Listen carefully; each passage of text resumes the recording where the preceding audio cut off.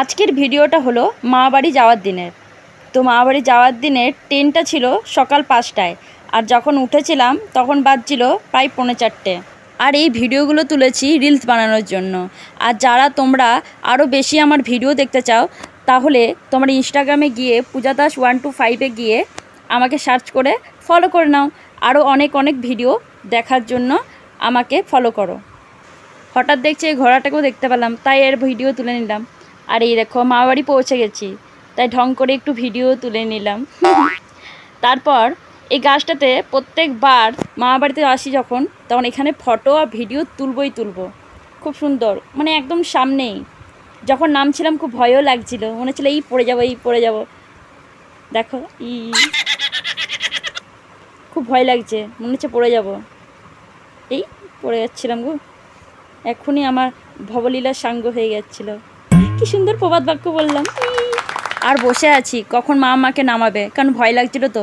তারপর মামাবাড়িতে এসে, যে কারণের জন্য মামাবাড়ি এসেছিলাম, কারণ মামাবাড়িতে এই মন্দিরটাতে পুজো দিতে আসবে, তার জন্য ভাবলাম আমরাও আসবো। তো তার জন্য এই মন্দিরটাতে পুজো দিতে আমরাও চলে এলাম। এই দেখো মন্দিরটা খুব ছোট কিন্তু খুব সুন্দর, চারপাশে এত গাছ আছে না, খুব সুন্দর। আর এটা হলো মন্দিরের ভিতরে, আর এই মন্দিরটার নাম হলো বাবা ভৈরবনাথের মন্দির। দেখো মন্দিরটার ভিতরে পুরো সরু গলিটার মধ্যে। আর সেই দিন সোমবার ছিল বলে এত পুজো হচ্ছিল, আর ছোট ছোট বাচ্চাগুলোও কি সুন্দর পুজো দিতে এসেছিল।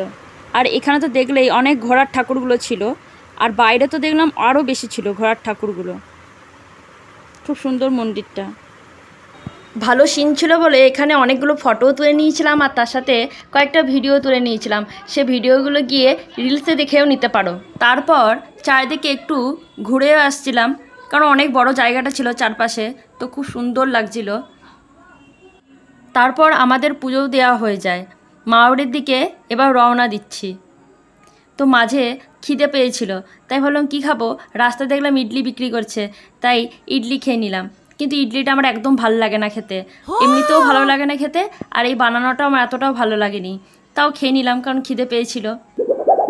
আমার একদম খেতে ভালো লাগেনি ইডলিটা, কিন্তু আমাদের মধ্যে দুজন ছিল তার ইডলি খেতে খুব ভালো লাগে, তাই এটা খেয়ে বলছে খুব সুন্দর হয়েছে, কিন্তু আমার একদম ভালো লাগেনি।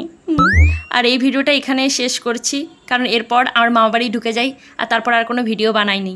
তাই এই ভিডিওটা এখানেই শেষ, দেখা হচ্ছে পরের ভিডিও।